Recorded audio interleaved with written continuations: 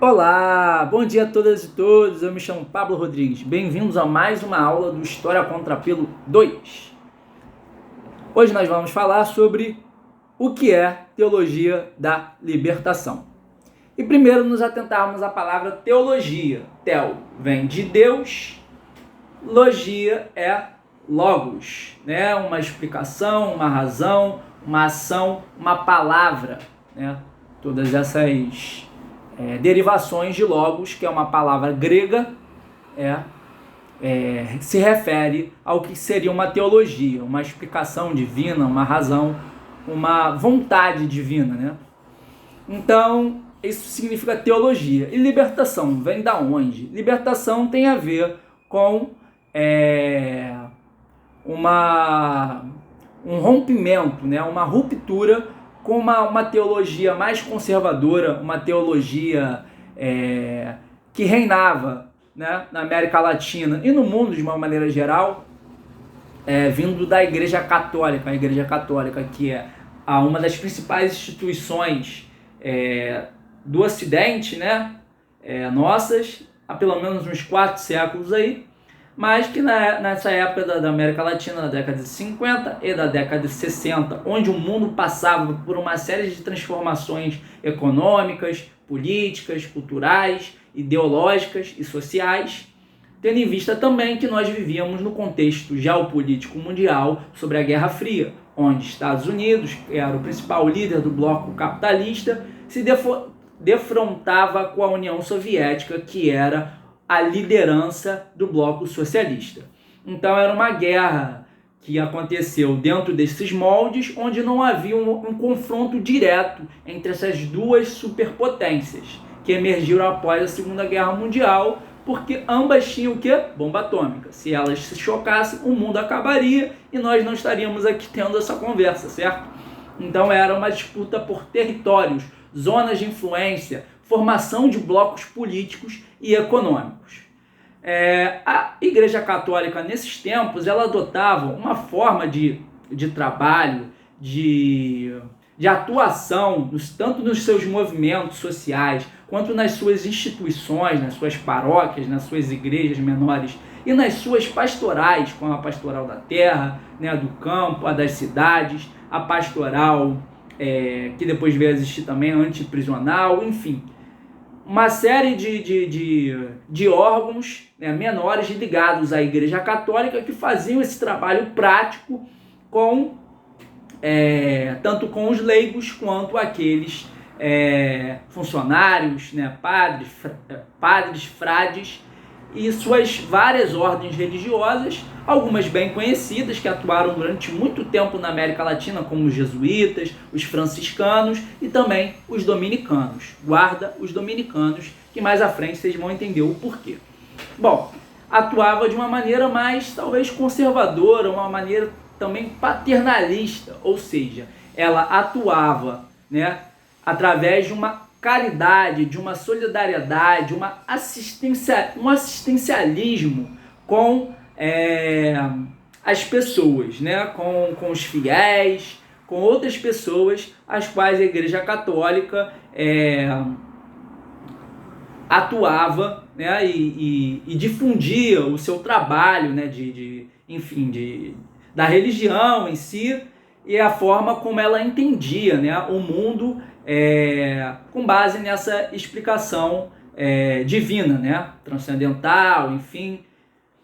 E aí a teologia da libertação ela surge no território latino-americano, né, e nessas décadas de 50 e na década de 60 do século 20, para romper com essa forma de trabalho prático, com essa praxis, né, com essa praxis teológica que acontecia, né? Sobretudo através da alta hierarquia da Igreja Católica, né? Então havia ali uma dissensão, na verdade, entre a alta hierarquia da Igreja Católica, cujo Papa era o principal representante dessa instituição, e é ainda hoje, né? Então naquela época você tinha o Papa Paulo VI, se eu não me engano, se falha a memória, E esse Papa foi responsável por escrever alguns documentos, né, ali naquele momento, que direcionavam esse trabalho da Igreja Católica no território latino-americano. Então essas encíclicas, essas bulas pastorais regiam o trabalho dos movimentos sociais, tanto da ação católica e dos movimentos de juventude ligados à Igreja Católica, como a Juventude Estudantil Católica, a Juventude Universitária Católica, a Juventude Operária Católica. Eram todos movimentos estudantis, mas com um perfil, né, outrora, um perfil operário, de trabalhadores também, com um perfil de jovens do ensino secundário e de um perfil de jovens do ensino universitário, mas eram todos ligados à Igreja Católica. Então, o Papa Paulo VI redigiu alguns documentos onde orientavam esse trabalho que era feito diretamente com os fiéis da Igreja Católica e com o laicato, né, os leigos, aqueles que não tinham domínio do saber, né, do conhecimento que a alta hierarquia da Igreja Católica, os papas, os bispos, os arcebispos e também até ali a média, a baixa hierarquia, como os frades, padres, enfim, presbíteros tinham acesso, né, essa gama de conhecimentos. Então, depois a teologia da libertação, cujos teóricos, os teólogos mais conhecidos no Brasil, e são conhecidos também não só na América Latina, mas no mundo, como Leonardo Boff, Clodovus Boff, que era o irmão do Leonardo, o Frei Beto, Pablo Richard, que vem do Chile, Gustavo Gutierrez, que é do Peru, e Henrique Dussel, do México e da Argentina. Esses foram os teóricos, dentre tantos outros, são vários, não dá para falar de todos, mas esses aí, os principais, que fundaram a teologia da libertação. Libertação que tem como um caminho a figura de Jesus. Tanto o Jesus de Nazaré, porque ele existiu, é comprovado cientificamente que ele existiu, né, na região de Nazaré, que é hoje a Palestina, embora esteja sob ocupação israelita do Estado de Israel, é uma região de origem palestina. Quanto o Jesus da fé, né, assim, a sua outra natureza.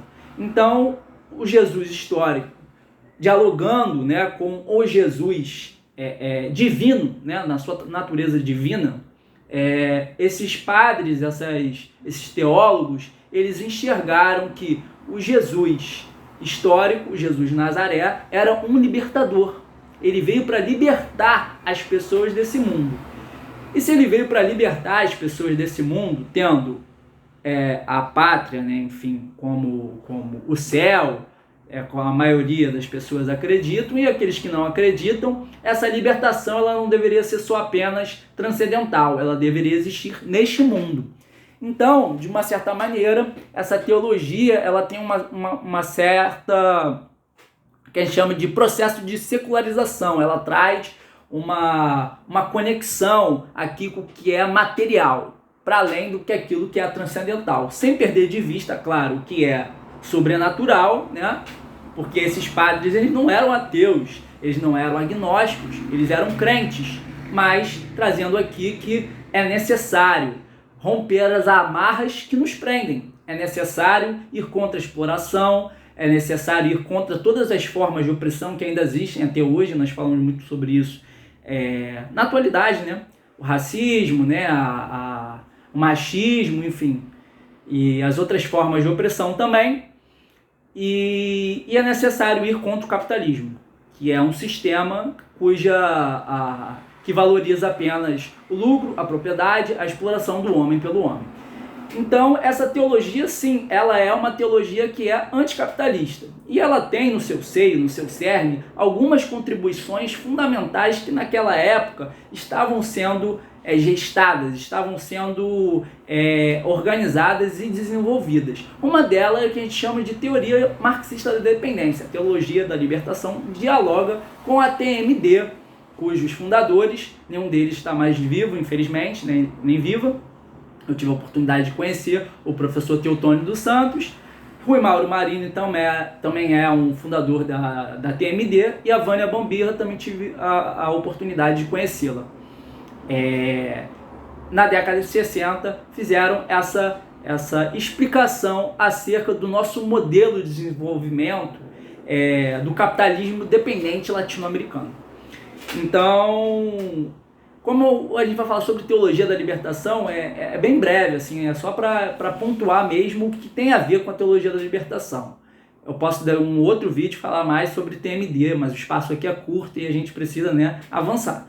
Mas tem a ver com a TMD, tem a ver também com essas transformações que aconteciam no seio da Igreja Católica, no seu cerne, de você romper com uma teologia de caráter mais conservador, mais autoritário, ou até se não autoritário, paternalista, assistencialista, que é aquela coisa de você, da solidariedade, da caridade, mas sem tocar de fato no ponto exato da questão, no ponto fundamental, ou seja, sem falar de fato como as mazelas sociais, nossos problemas sociais e econômicos, da onde que eles vêm. E eles vêm do nosso sistema econômico, da nossa formação social capitalista e do nosso modo de produção. Então, assim, tem a ver com isso e tem a ver também com essas séries de transformações que aconteceram na América Latina na década de 50 e na década de 60. Vou colocar para vocês 3 marcos importantes para o surgimento e o seu posterior, a sua posterior evolução, da teologia da libertação. Um é a Revolução Cubana, de 1959, que teve amplo impacto na América Latina e no Brasil. América Latina e, na verdade, no mundo, os Estados Unidos conseguem perder o que era o seu quintal, porque Cuba era isso, o quintal dos Estados Unidos. Lá tinha, na verdade ainda tem, Guantánamo, que é uma prisão de segurança máxima do território cubano. Era um local onde os Estados Unidos lavava dinheiro, as empresas capitalistas. A Unite Fruit, que é uma empresa ligada à produção de açúcar, mandava em Cuba, mandava e desmandava, colocava e derrubava presidentes. Então, assim, era literalmente o quintal norte-americano. Cuba era um local onde tinha muita prostituição também, lavagem de dinheiro, e onde a máfia, inclusive naquele filme famoso do Poderoso Chefão, você consegue ver, se não me engano, não sei se é o Poderoso Chefão 1 ou 2, você consegue ver ali a família, a máfia italiana atuando em Cuba. E aí depois, quando tem a Revolução, liderada por Fidel Castro, Che Guevara, Raul Castro, Camilo Cienfuegos e tantos outros, esses mafiosos são obrigados a deixar o território cubano. Então a Revolução Cubana ela acontece em 59, onde Cuba anteriormente é um país nacionalista, mas um país nacionalista que rompe relações com os Estados Unidos e faz uma revolução, tira do poder o ditador Fulgêncio Batista e faz uma revolução social, econômica e política que sacode o território da América Latina. Então é uma grande perda para os Estados Unidos, onde a principal potência capitalista, imperialista daquele tempo e até dos nossos dias de hoje, toma um duro golpe, que na verdade só vai acabar se cicatrizando depois, e toma esse novo golpe, essa nova derrota do imperialismo só acontece depois no Vietnã, ou quando os Estados Unidos vai fazer uma guerra lá e também são derrotados. Então, Cuba ela é a grande pedra no sapato dos Estados Unidos, porque a partir do momento que em 1961, 62, o governo cubano se autodeclara socialista, os Estados Unidos entra em crise. Não em crise econômica, mas entra em crise no sentido de que os Estados Unidos fica para morrer. Eles querem de qualquer maneira acabar com Cuba. E aí, como Cuba é um modelo de desenvolvimento alternativo, que responde diretamente ao capitalismo na América Latina, ele passa a ser considerado um modelo para a revolução. Então, na América Latina, todos os países, Argentina, México, Colômbia, Brasil, Uruguai, se inspiraram no modelo cubano para tentar fazer as suas revoluções. No Brasil, na década de 60, nós tínhamos uma grande efervescência cultural, política, social e econômica devido às reformas que o presidente João Goulart estava implementando no seu governo, e ao ponto que essas tensões elas acabaram elas se agudizaram e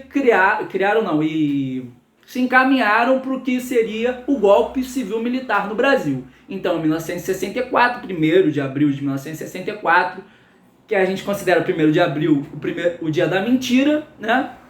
De fato, ainda é o dia da mentira, porque o golpe militar, o civil-militar, disse que estava acabando com uma revolução no Brasil, sendo que não existia revolução nenhuma no Brasil, era apenas um governo reformista de João Goulart que estava ali fazendo uma série de reformas, né?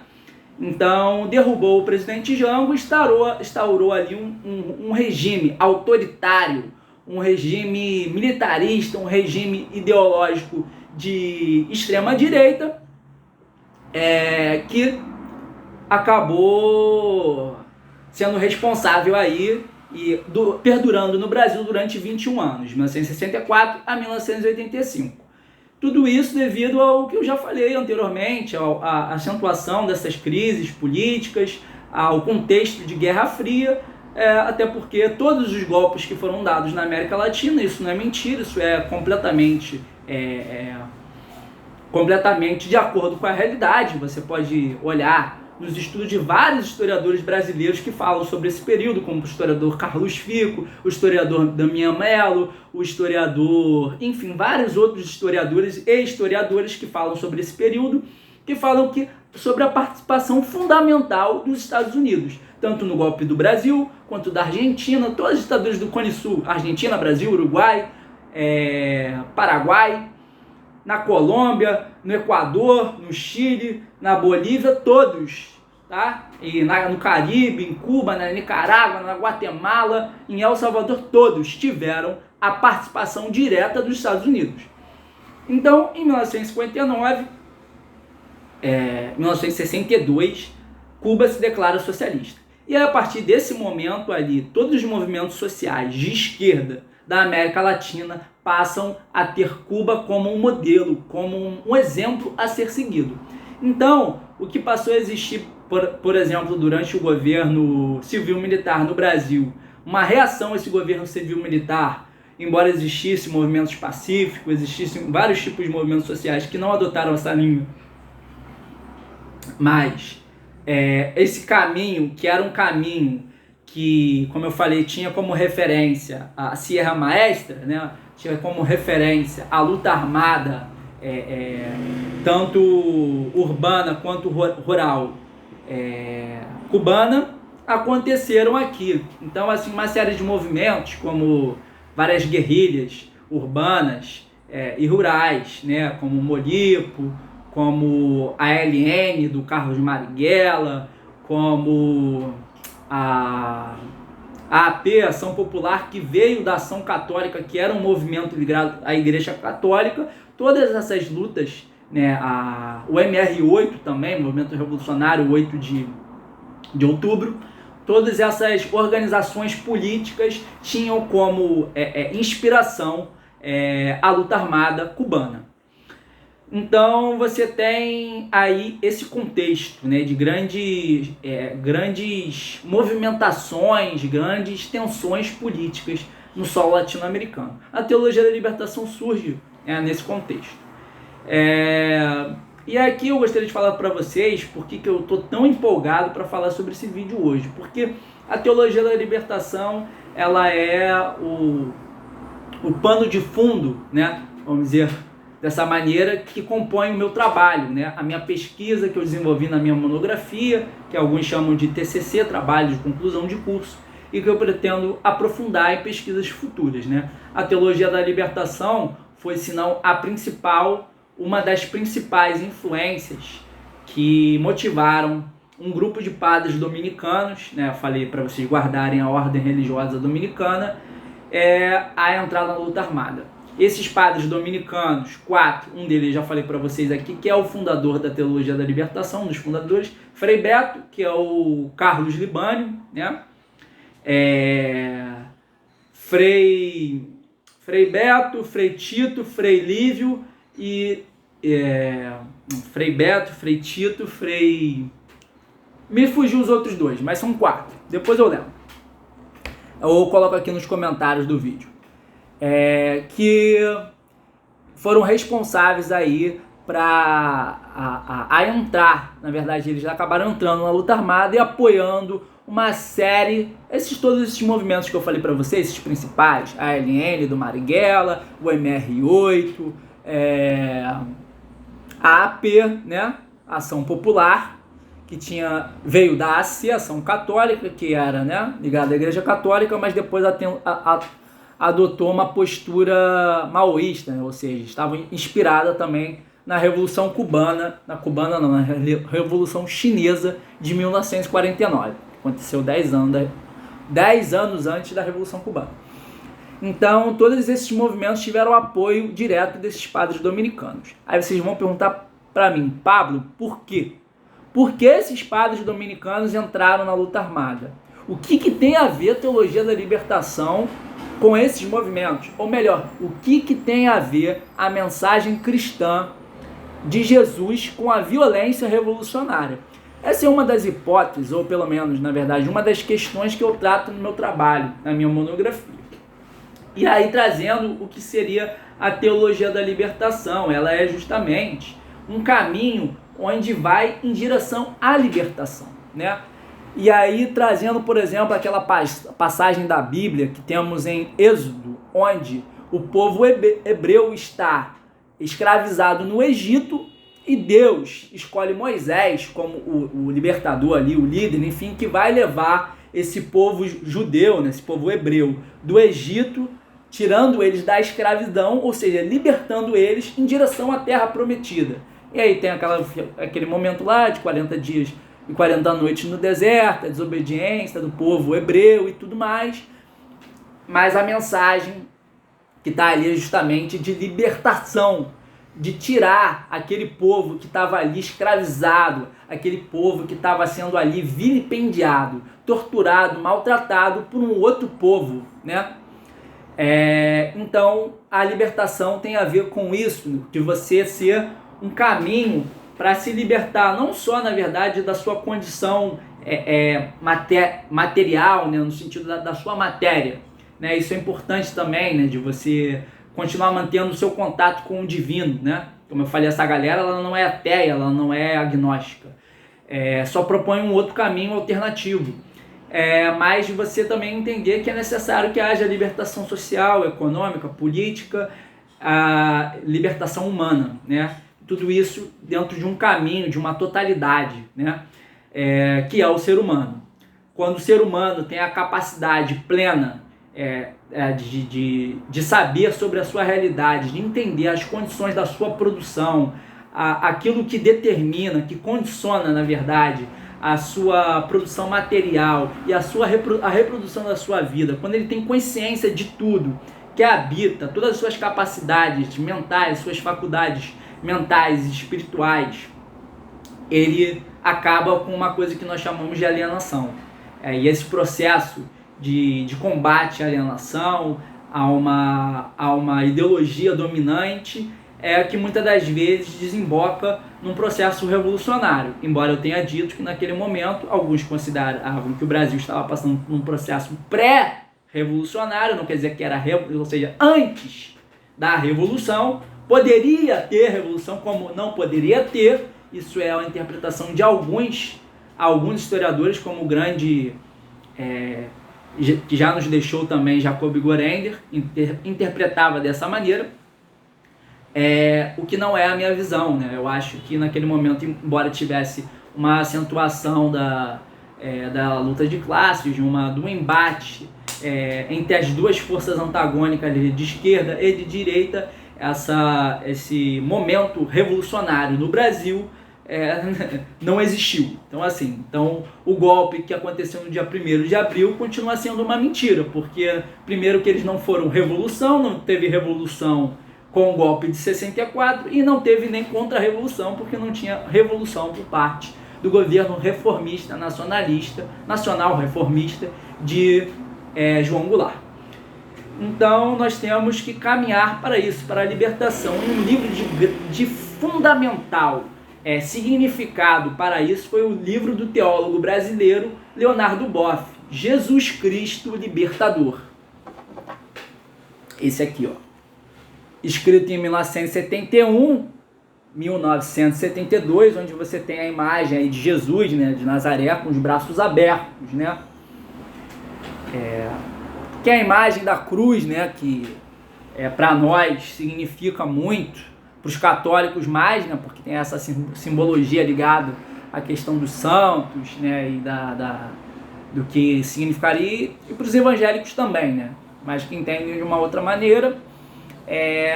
Mas é isso, que a Bíblia ela só tem sentido, né, como alguns teólogos afirmam, só tem sentido, e nesse livro isso está bem claro, assim, bem nítido, se o texto bíblico tiver como hermenêutica, como chave de leitura, né, daquilo que está composto ali no texto, nas relações entre o texto, o contexto, enfim, e o intertexto, ou seja, os vários textos que compõem a Bíblia, nos seus 4 livros principais, né, os evangelhos de Mateus, Lucas, Tiago e João, Pedro e João, quer dizer,